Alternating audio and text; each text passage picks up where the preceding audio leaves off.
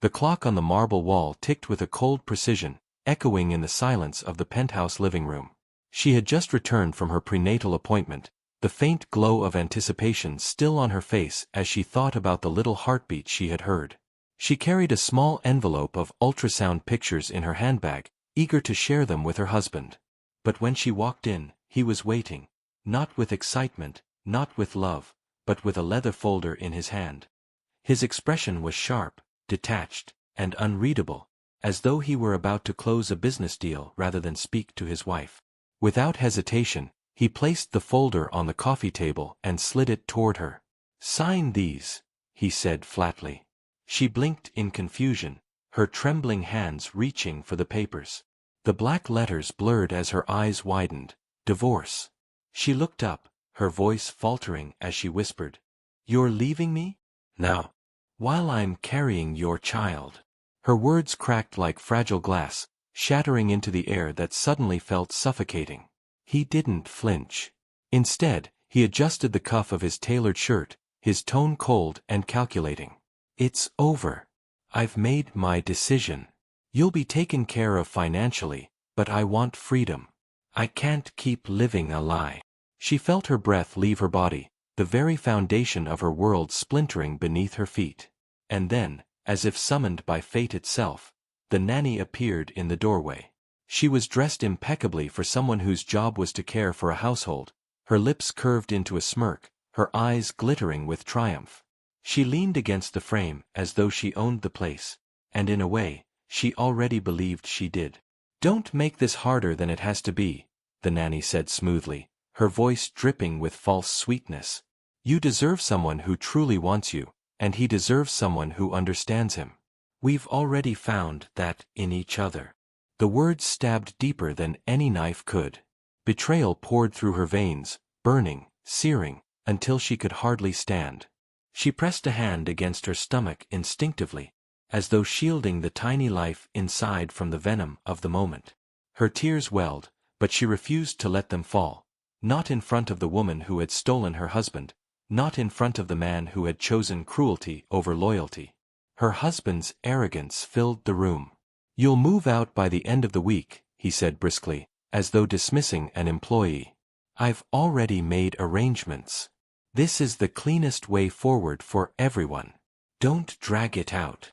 The finality in his tone was crushing, but beneath the devastation stirring inside her, something else ignited, a spark, faint but unyielding. She looked from him to the nanny, their smug faces etched in her memory, and she understood that her life as she knew it was over. But she also understood something else. She would not let this break her. The child she carried was her strength now, a reason to fight, a reason to endure. As she folded the papers slowly, refusing to touch the pen he had placed beside them, she lifted her chin with quiet defiance. Words didn't come, but in her silence she made a vow, not to them, but to herself and the unborn child within her. She would survive this betrayal. She would rise again, no matter how deep the wound cut. And one day, they would regret underestimating her. She had never expected her path to cross with someone like him. Back then, she was a bright, ambitious young woman working at a modest design firm, pouring her energy into sketches and presentations, dreaming of one day making her mark in the world of fashion. He was already established, a rising star in the corporate world, known for his sharp business mind and impeccable charm. Their first meeting was almost cinematic. She had been presenting a project her team had worked on for weeks, and he happened to be in the audience, a potential investor. While others struggled to gain his attention, she spoke with quiet confidence, her passion shining through. His eyes had lingered on her longer than anyone else's, not just for her ideas but for the sincerity she carried. What followed felt like a whirlwind. He invited her for coffee under the guise of discussing work, and soon, meetings turned into dinners, dinners into late-night conversations, and late-night conversations into promises of forever. He wooed her with an intensity she had never known, lavish gifts, trips to places she had only read about, and a sense of protection that made her believe she had found not just a partner but a savior. To her, he was everything she thought love should be: ambitious, passionate, determined. And when he asked her to marry him, she said yes without hesitation, believing with all her heart that she was stepping into a fairy tale. Yet, even in those early days, there were cracks she chose not to see. He worked long hours, often too tired to listen to her stories about her day. He dismissed her career dreams gently at first, telling her she didn't need to work anymore, that his success would be theirs to share. When she tried to argue, he pulled her into his arms and reminded her of how much he wanted her by his side. Slowly, without realizing it, she gave up her office, her clients, and the little corner of independence she had carved for herself. She told herself it was worth it, that supporting him was supporting them, that their love was more important than her career. Loneliness became her silent companion. The large penthouse felt cold without him in it, nights stretching endlessly as she waited for him to return from meetings or business trips. She filled her days with charity events, social gatherings, and planning for their future children, always hoping that once he achieved more stability, they would have time for each other again. She ignored the whispers from friends who suggested he was too self-centered, brushing them off with a firm belief that he loved her in his own way. Her sacrifices were countless. She endured the ache of missed anniversaries, dinners eaten alone, and vacations cut short because of urgent calls. Still, she believed. She told herself love was about compromise, about giving more than receiving. Whenever doubts crept in, she silenced them by focusing on the moments when he did show affection, a hurried kiss before leaving, a bouquet of flowers after a long trip, the occasional night when he held her close and spoke of their future. She loved him with a purity that blinded her to the truth. Every piece of herself she gave up, she gave willingly, convinced that it was building something lasting.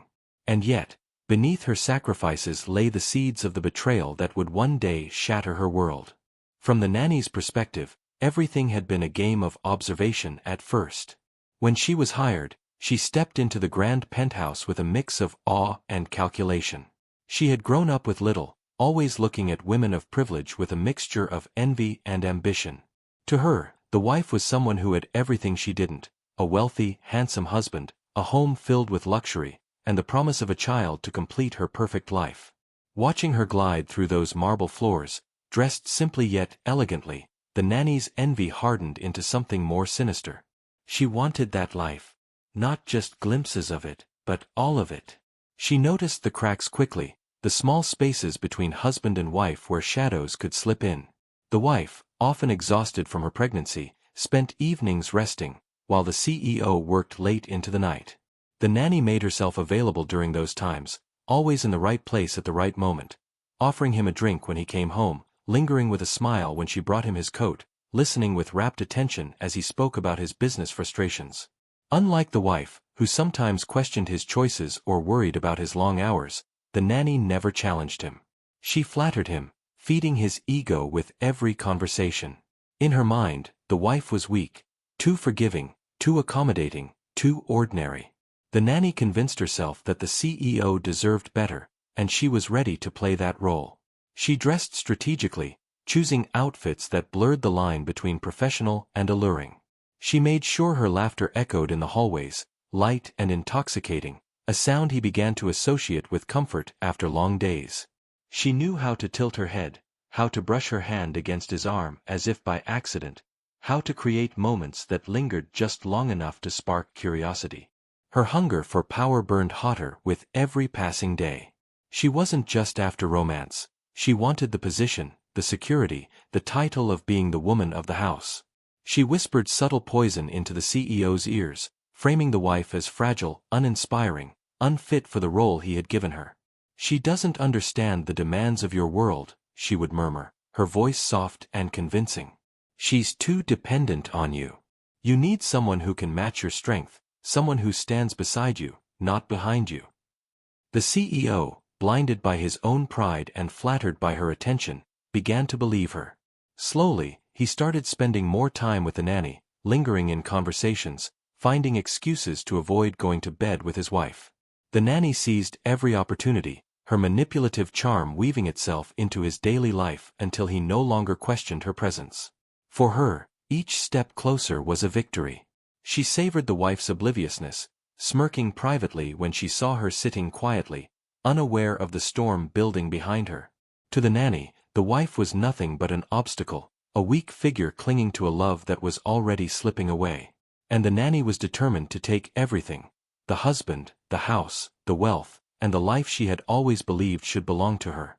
The days after receiving the divorce papers bled together into a haze of grief. She moved through the penthouse like a ghost, her footsteps echoing in the emptiness that once felt like home. Every corner carried memories she couldn't escape: the dining table where she had waited countless nights for him to return, the nursery she had quietly begun to imagine, the bed where he now slept beside another woman. The betrayal hung over her like a storm cloud, pressing down on her until she could hardly breathe. Nights were the worst. Alone in the vast, cold bedroom, she lay awake, her hand pressed against her growing belly, listening to the tiny thump of her own heartbeat mixed with the baby's fluttering movements. Her tears soaked the pillows as waves of despair crashed over her. The man she had sacrificed everything for, the father of her child, had chosen to abandon her at her most vulnerable.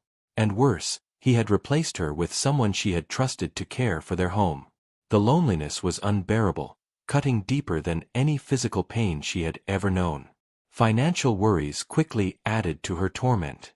Though the CEO had promised she would be taken care of, his words were hollow.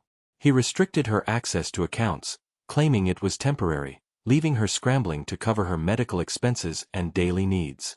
Bills piled up, and each statement in the mail felt like another reminder of how powerless she had become. The security she had once trusted vanished, leaving her standing on shaky ground with no certainty about her future. Pregnancy, which should have been a time of joy, became a source of constant fear. Stress gnawed at her body, tightening her chest, making her wonder if her tears and sleepless nights were harming the child she carried. Every doctor's appointment reminded her of the responsibility she bore alone. She clutched the ultrasound pictures for comfort, whispering promises to the life inside her. "I will protect you. I will never let you feel unloved." Yet, amid the devastation, something inside her began to shift. At her lowest point, when she felt she might collapse under the weight of it all, a spark of determination flickered.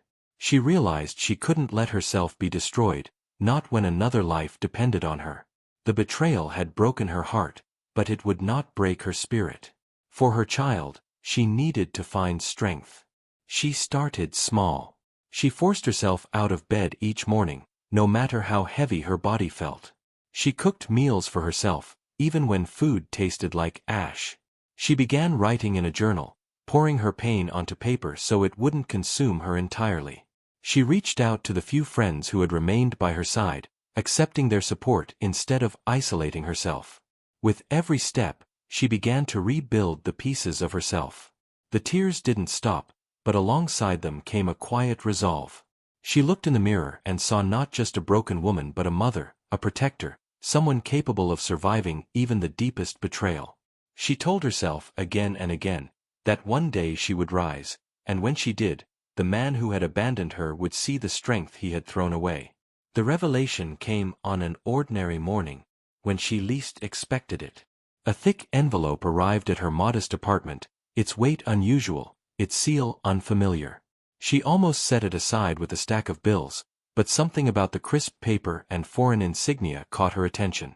Her fingers trembled as she opened it, pulling out a letter written in elegant Italian script, along with several official-looking documents. At first, she struggled to comprehend the words, her mind foggy with disbelief. But as she reread the letter, the truth unfolded like a thunderclap: she was not who she thought she was. The letter revealed that her biological mother, a woman she had only vague memories of from childhood, had been part of one of Italy's most prestigious fashion dynasties. Her mother had left the glamorous yet ruthless world of haute couture decades earlier, fleeing scandal and heartbreak. To protect her child, she had hidden her away, raising her far from the reach of powerful figures who would have seen her as either a threat or a pawn. For years, she had grown up believing she came from modest, ordinary roots, but in reality, she was the heir to a legacy draped in silk, diamonds, and power. Shock coursed through her as she pieced the story together. Her mother's secrecy, the quiet strength she had carried all her life, the sacrifices she had made, it all suddenly made sense. She remembered overheard whispers when she was younger, her mother's insistence on privacy, and the sorrow that lingered in her eyes when fashion magazines appeared on the coffee table. Now, she understood. Her mother had not abandoned wealth out of ignorance, but out of the desire to protect her child from the cruel games of the rich and powerful. The documents enclosed confirmed her identity as the sole surviving daughter of the Italian fashion house's late matriarch. With her mother's passing, the dynasty's lawyers had traced her lineage and determined that she was entitled to inheritance rights, shares, property, and a place within the empire. The name she had carried quietly all her life now bore the weight of international prestige. Suddenly, doors that had once seemed sealed shut swung wide open. Invitations, meetings, and opportunities cascaded toward her in the days that followed. At first, she felt overwhelmed, even unworthy. How could she, a woman discarded by her husband, pregnant and bruised by betrayal, step into the glittering world of fashion titans? But as she sat with the knowledge, she began to see the twist of fate for what it was: a chance to rise, to reclaim her dignity, and to build a future where she and her child would never again be at someone else's mercy. Lawyers and representatives flew in to meet her, their polished suits and carefully measured tones contrasting with the raw emotions surging inside her. They spoke of properties in Milan, of shares in a global brand, of influence and legacy. She listened quietly, her hand resting protectively on her belly, and realized her life had shifted irreversibly. The woman her husband had called weak, the one he had so easily discarded, now stood as the heiress to an empire greater than anything he could ever imagine. The most powerful moment came when she opened a small velvet box that had been tucked inside the envelope. Inside was a locket, her mother's locket, engraved with initials from the dynasty's founding family. Inside the locket, a photograph of her mother as a young woman, radiant in a gown of her own design, looked back at her. Tears blurred her vision as she whispered a promise to her unborn child: "We will honor this legacy. We will rise from the ashes of betrayal into the brilliance of a new dawn." For the first time since her husband's abandonment, hope bloomed inside her chest. She was no longer just a discarded wife. She was the secret daughter of a dynasty, and destiny had just placed unimaginable power in her hands. The transformation did not happen overnight, but with each passing day, she felt the weight of her old life slipping away and the power of her heritage taking hold. Gone was the woman who had once sat alone in a small apartment, clutching divorce papers with trembling hands and wondering how she would raise a child without support. In her place stood someone reborn, the forgotten heiress of an empire, now ready to step into the light of her true destiny. Her first trip to Milan was surreal. She arrived at the airport, not as a forgotten wife discarded by her husband, but as the daughter of the dynasty whose name adorned billboards, magazines, and luxury boutiques across Europe. Waiting for her was a convoy of sleek black cars, drivers in immaculate suits, and representatives who greeted her with reverence. Cameras flashed as word leaked to the press: an heir, thought lost, had returned. Headlines buzzed with intrigue, painting her as the mysterious beauty stepping into the world of high fashion at the most pivotal moment. The fashion house, long dominated by aging cousins and executives who had believed the dynasty's legacy was theirs to control, now turned to face her. At first, they underestimated her, expecting her to be timid and naive. But as she walked through the gilded halls of the company's headquarters, wearing a tailored black dress that highlighted both her elegance and quiet authority, their assumptions shattered. She spoke not as a guest, but as someone who belonged. She asked questions about designs, supply chains, and market expansions. She listened with sharp focus, her intellect cutting through their rehearsed words. Within days, they realized she was not a pawn to be handled, she was a leader in her own right. Her metamorphosis extended beyond the boardrooms. The once modest woman who had hidden her pain now blossomed in the world of high fashion. She learned from designers, walked through ateliers where gowns worth millions were stitched by hand, and began making decisions that reflected her own vision. Her presence became magnetic, graceful yet commanding. Models, stylists, and executives looked at her with awe, whispering that she carried not only her mother's beauty but also her strength. She was no longer invisible, she was unforgettable. With her newfound wealth and connections, she surrounded herself with allies who believed in her vision. She donated generously to charities supporting single mothers, her own painful past guiding her empathy. She launched initiatives under the fashion house's name, blending heritage with modern empowerment, and the media hailed her as a fresh, bold force who was reshaping the empire with compassion and innovation. Photographers captured her at galas, her elegance outshining seasoned socialites, her poise earning her a reputation as both an icon and a leader. But perhaps the most profound transformation was internal. No longer haunted by the betrayal of her husband, she began to carry herself with unshakable confidence. Where once her shoulders had slumped under heartbreak, now they squared with dignity. Where once her eyes had been clouded with tears, now they sparkled with determination. She realized she had been forged in the fire of pain and betrayal, and that very fire had prepared her for this rise. The whispers about her past, the husband who had abandoned her for the nanny, surfaced occasionally in tabloids. But now, those whispers carried no sting. In fact, they only fueled her legend. People admired her resilience, praising how she had risen above humiliation to command the empire her mother had left behind. The man who had once declared her weak now paled in comparison to her brilliance, and society watched in fascination as she claimed her rightful throne. In the glamorous world of high fashion, she was no longer a forgotten wife. She was the heiress who had risen, the woman who turned betrayal into power, and the leader destined to redefine a dynasty. The honeymoon period with the nanny was short-lived, far shorter than the CEO had anticipated. At first, he basked in the thrill of rebellion, convinced he had traded an old, fragile love for a younger, more vibrant partner. He paraded her at dinners, brought her into his home as though she had always belonged there, and gloated at the whispers that followed them. But beneath the glitter of champagne glasses and shallow smiles, the cracks began to form. The nanny, now his wife, quickly revealed her true nature. Gone was the sweet, compliant woman who had once played the role of humble caretaker. In her place emerged someone greedy, demanding, and relentless. She treated his wealth not as something to respect, but as a playground to be exploited. Shopping sprees ballooned into six-figure expenses, and she insisted on lavish renovations to the penthouse, discarding furniture and art pieces that had cost fortunes simply because she wanted to stamp her presence on the home. When he objected, she laughed, mocking him for being stingy. The first serious arguments erupted when she insisted on hiring her relatives into his company, people with no experience but plenty of arrogance. The CEO, once so certain of his dominance, found himself cornered between keeping his new wife happy and protecting the business he had spent years building. Investors began to murmur about instability, and board members raised concerns in hushed meetings. The smooth empire he had commanded with confidence started to show fractures he could no longer ignore. At home, the situation grew unbearable. The woman he thought he loved turned every conversation into a battlefield. She wanted more. More money, more control, more recognition. When he came home late from long meetings, she accused him of neglecting her. When he spent time reviewing contracts, she accused him of caring more for numbers than for her. He realized too late that the quiet loyalty of his first wife had been a rare gift, something he had trampled on in pursuit of fleeting passion. Financial troubles crept closer.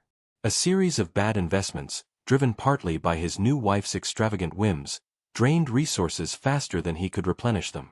Projects stalled, shareholders withdrew, and rumors about his declining empire circulated in the press. The nanny wife, instead of standing by him, grew more contemptuous.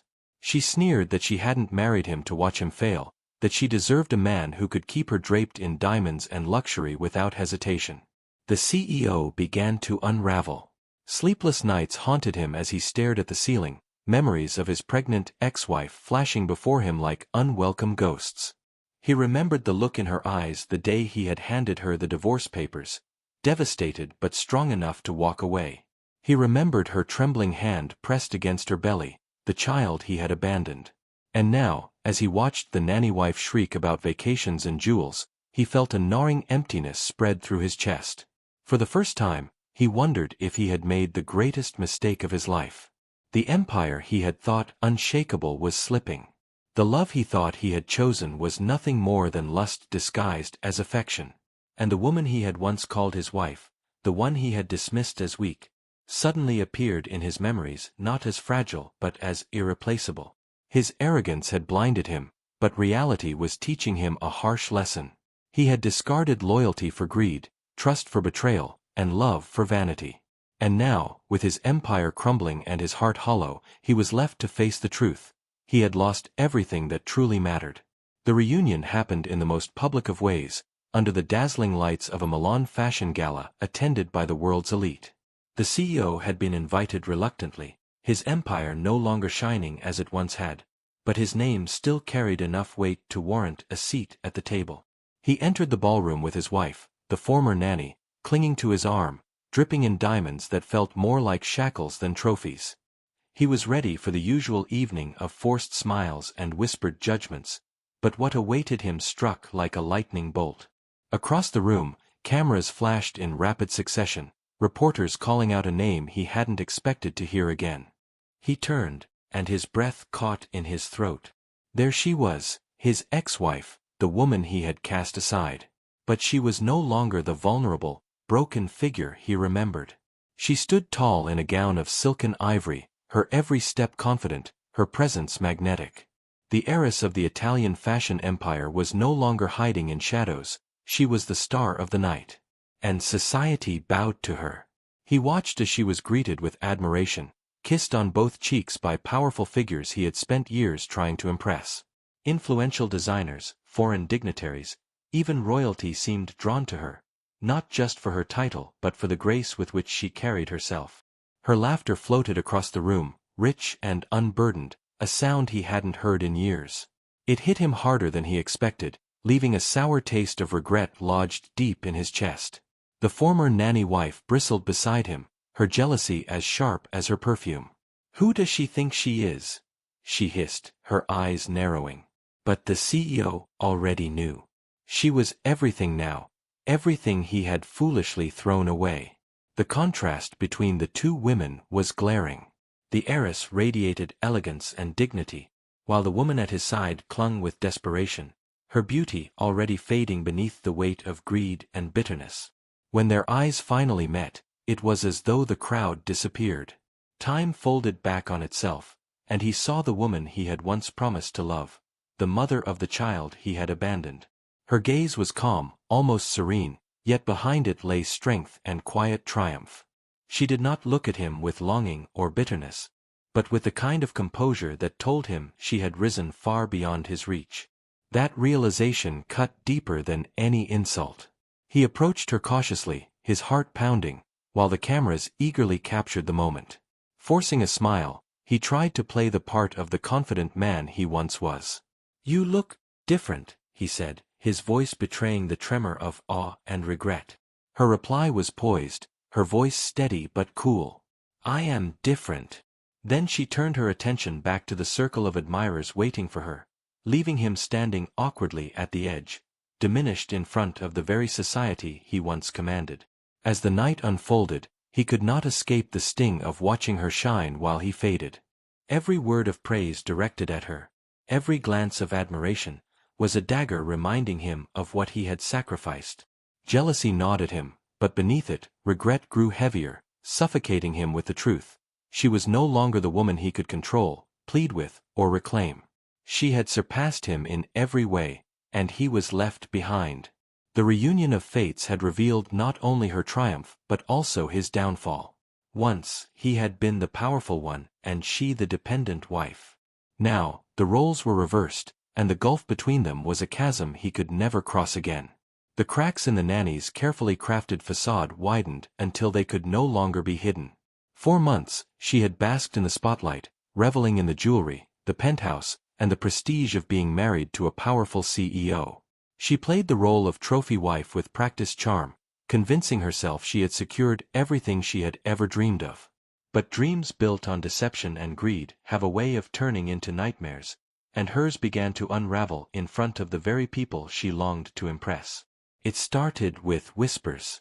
Fashion journalists, already captivated by the rise of the CEO's ex-wife as the newly discovered heiress, began to scrutinize the nanny wife.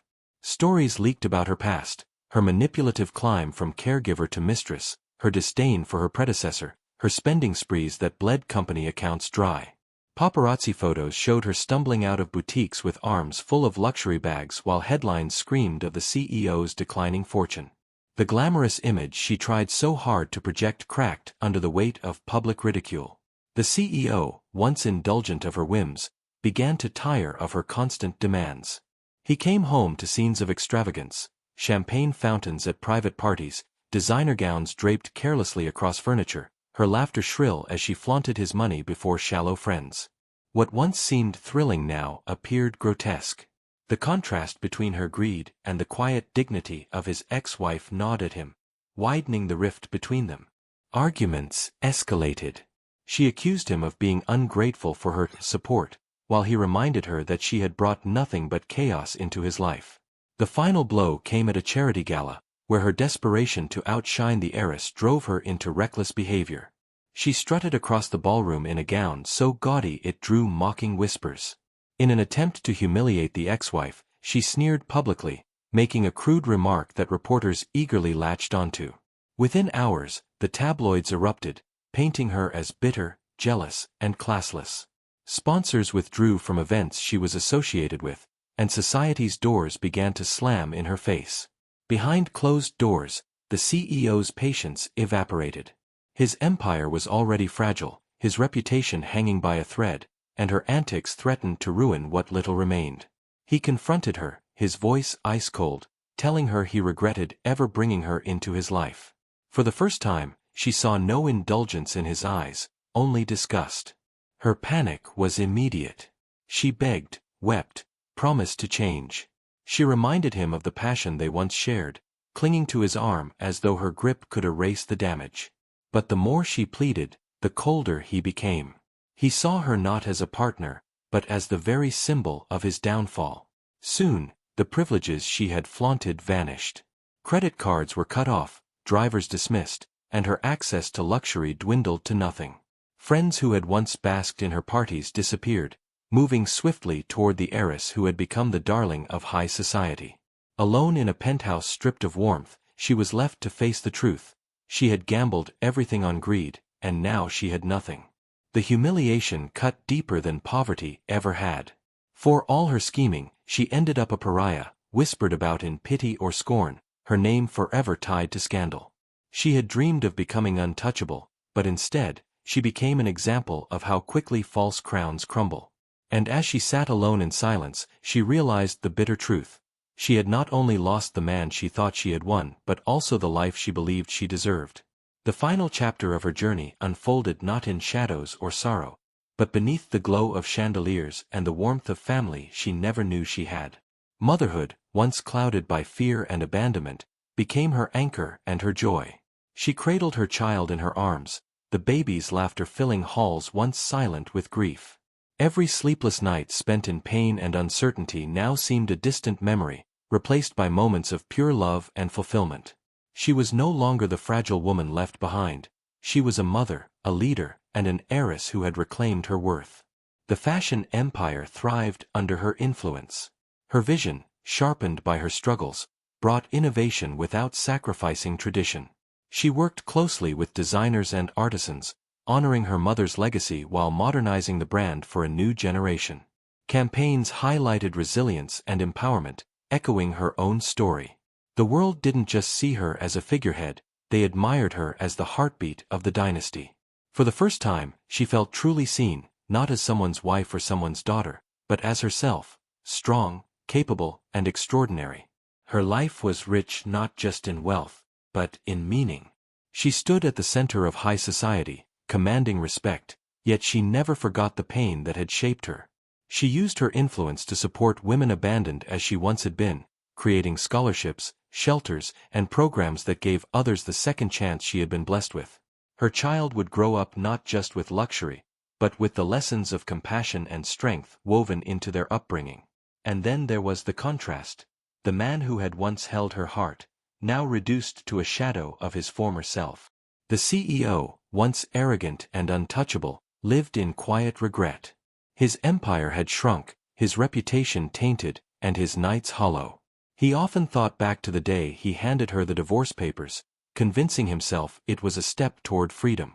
But that moment, once a symbol of his control, became the decision that destroyed him. Alone in his vast but empty apartment, he replayed memories of her smile, her loyalty, and the love he had so carelessly discarded. Regret became his only companion. He tried on more than one occasion to reach out, to see her, to apologize, but she never entertained his attempts. Not out of cruelty, but because she had moved beyond him.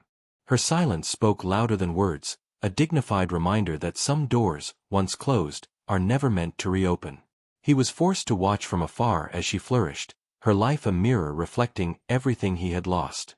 The nanny who had replaced her was long gone, her name buried in scandal.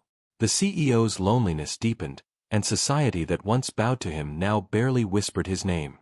His downfall was complete, not in a dramatic collapse, but in the slow, unrelenting weight of isolation and memory.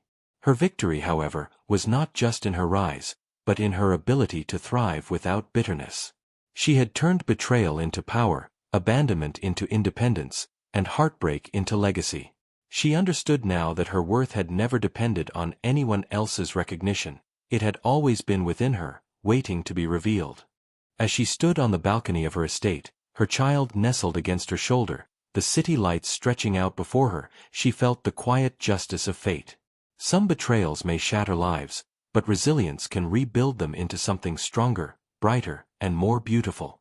In the end, love and dignity had triumphed over greed and arrogance. And her story became not just her own redemption, but a testament to the hidden worth in us all.